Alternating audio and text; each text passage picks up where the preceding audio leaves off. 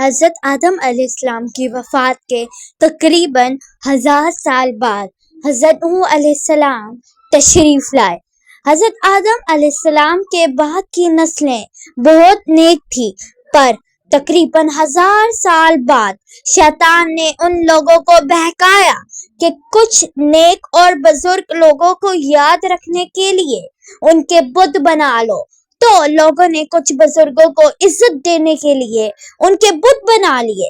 اس وقت تو بتوں کی پوجا نہیں ہوئی، پر کچھ نسلوں بعد کہ لوگ آہستہ آہستہ ان بتوں کو پوجنے لگ گئے، کفر اور شرک عام ہو گیا اور ایک اللہ کی عبادت بند ہو گئی۔ جب اللہ نے دنیا میں حضرت نوح علیہ السلام کو بھیجا، اس وقت انسانوں کی عمر زیادہ ہوتی تھی اور حضرت نوح علیہ السلام کی عمر تقریباً 950 سال تھی۔ ناظرین اکرام، حضرت نوح علیہ السلام نے لوگوں کو اللہ کی طرف دعوت دی۔ سورۃ نوح میں آتا ہے کہ اللہ تعالیٰ فرماتے ہیں، یقیناً ہم نے نوح کو ان کی قوم کی طرف بھیجا کہ اپنی قوم کو ڈراؤ اور خبردار کر دو اس سے پہلے کہ ان کے پاس دردناک عذاب آئے۔ حضرت نوح علیہ السلام نے اپنی قوم سے فرمایا، اے میری قوم، میں تمہیں صاف صاف ڈرانے والا ہوں، تو تم اللہ کی عبادت کرو اور اس سے ڈرا کرو اور میرا کہنا مانو، تو وہ تمہارے گناہ بخش دے گا۔ حضرت نوح علیہ السلام تبلیغ کے سلسلے میں بہت محنت کرتے تھے، دن رات لوگوں کے گھروں اور اجتماعات میں جا کر انہیں دعوت دیتے تھے۔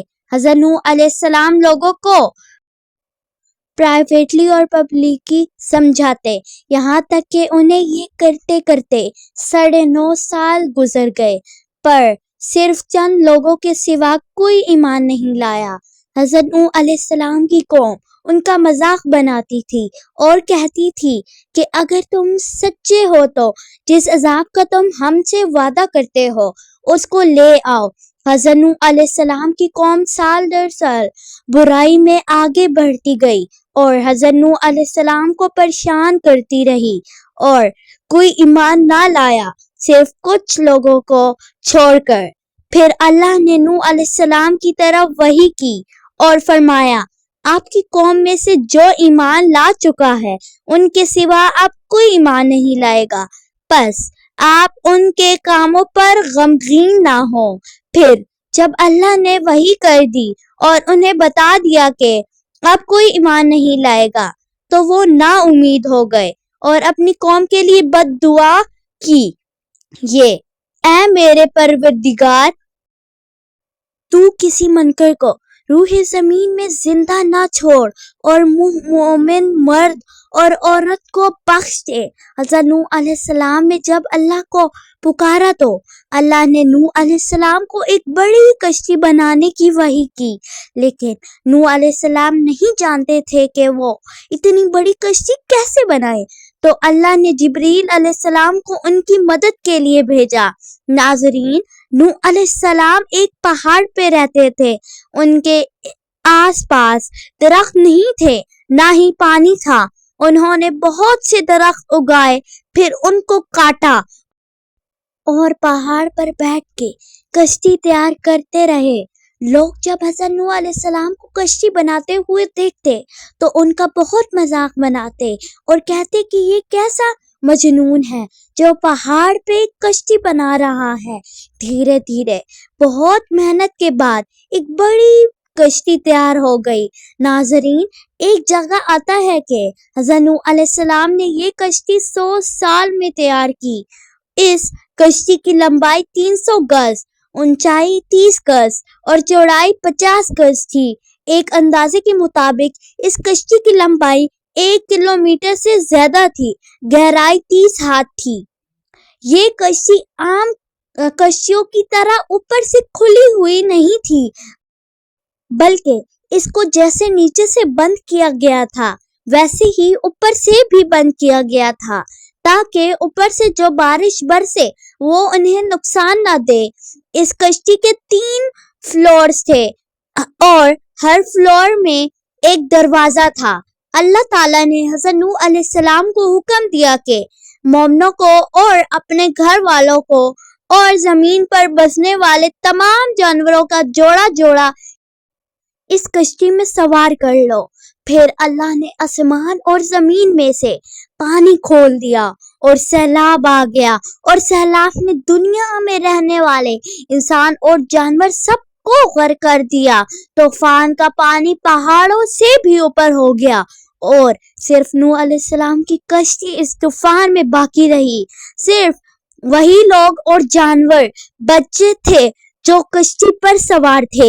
اتنے بڑے نبی ہونے کے باوجود نوح علیہ السلام کا بیٹا کشتی پر نہ آیا۔ حضرت نوح علیہ السلام نے اسے پکارا کہ میرے بیٹے اس کشتی میں آ جاؤ اور کافروں کا ساتھی نہ بن، لیکن اس نے کہا کہ میں کسی پہاڑ کی چوٹی پر پناہ لے لوں گا جو مجھے اس پانی سے بچائے گی۔ حضرت نوح علیہ السلام نے فرمایا کہ آج اللہ کے حکم سے کچھ بچنے والا نہیں مگر وہی جس پہ اللہ رحم کرے۔ باپ اور بیٹے کے درمیان یہ گفتگو جاری تھی کہ ایک طوفانی موج نے ان کے بیٹے کو غرق کر دیا۔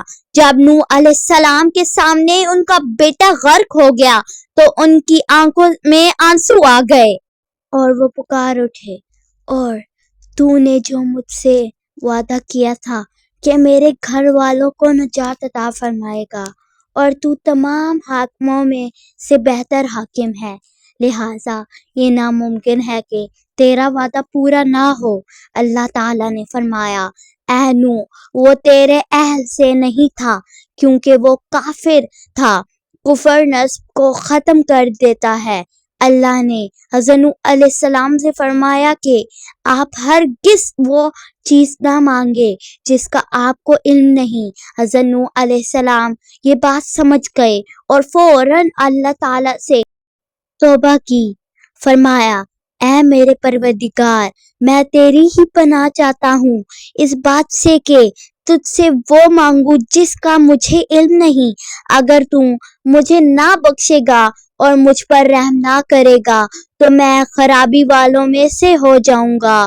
ناظرین، کشتی حضرت نوح علیہ السلام اور ان کے ساتھیوں اور سارے جانوروں کی نسل کو لے پانی کی تیز لہروں پر بلندی سے چل رہی تھی، مگر زمین پر موجود ہر چیز، انسان، جانور، پرندے غرق ہو چکے تھے۔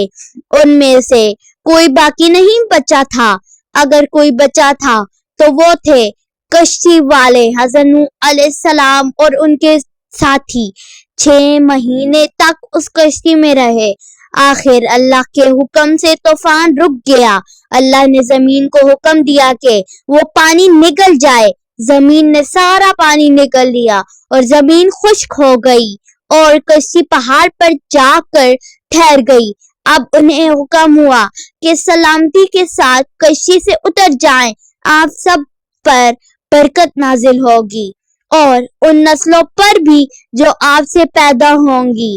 پھر صرف نوح علیہ السلام سے آگے کی نسل شروع ہوئی اور زمین میں ان کی اولاد کے علاوہ کسی اور کی نسل باقی نہ رہی۔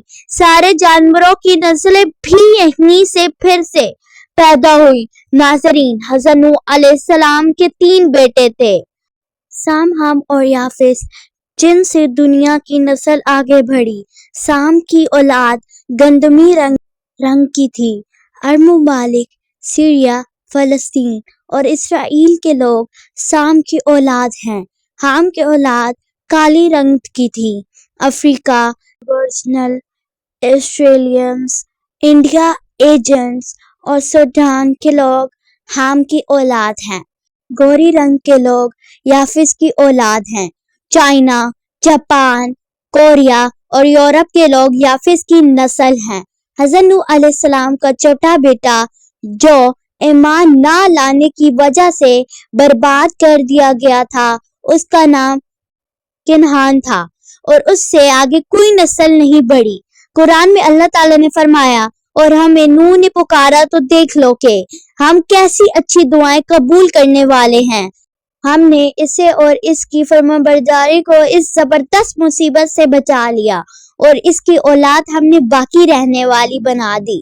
ناظرین، اس طوفان کے بعد حضرت نوح علیہ السلام 350 سال زندہ رہے، پھر نوح علیہ السلام فوت ہو گئے۔ حضرت نوح علیہ السلام کی کشتی آج بھی موجود ہے۔ ریسرچرز نے ترکی میں اس کشتی کو ڈھونڈ لیا ہے۔ قرآن پاک میں اللہ نے فرمایا، اور بے شک ہم نے اس واقعے کو نشانی بنا کر باقی رکھا ہے۔ اس پورے واقعے کا اللہ تعالیٰ سے دعا ہے کہ اللہ تعالیٰ ہمیں تمام تر گناہوں سے بچنے کی توفیق عطا فرمائے۔